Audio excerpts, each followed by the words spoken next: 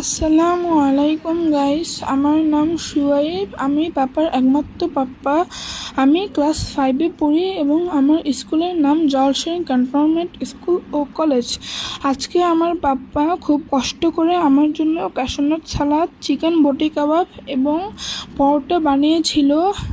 এই জন্য সে প্রথমে গাজরগুলো ছিলে নিয়েছিল, তারপর সে ক্যাপসিকামের মাথা কেটে নিল এবং সে ক্যাপসিকামগুলোকে ছোট ছোট করে স্লাইস করে নিল। সে এগুলো ঢাকা থেকে গাইবান্ধা আসার আগে এগুলো সে প্ল্যান করে রেখেছিল।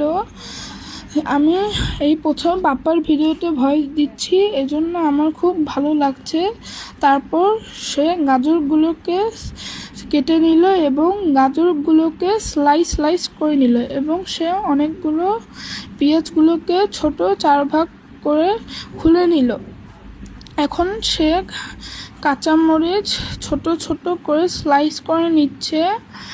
এগুলো সে অনেক কষ্ট করে করছে এবং ক্যাশনাট সালাদটা অনেক মজা হয়েছিল। তারপর সে সাদা তিল ফ্রাই প্যানে ভেজে নিচ্ছে এবং কাঠবাদাম সে ঘিতে রোস্টেড করে নিল এবং সে আবার ফ্রাই প্যানে 2 চামচ ঘি নিয়ে দিল এবং সে ম্যারিনেট করা চিকেন ফ্রাই প্যানে দিয়ে ভাজতে থাকলো কিছুক্ষণ।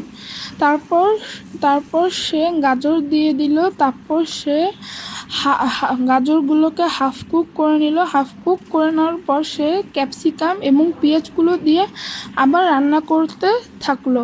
এখন সে 4 রকমের সস দিবে।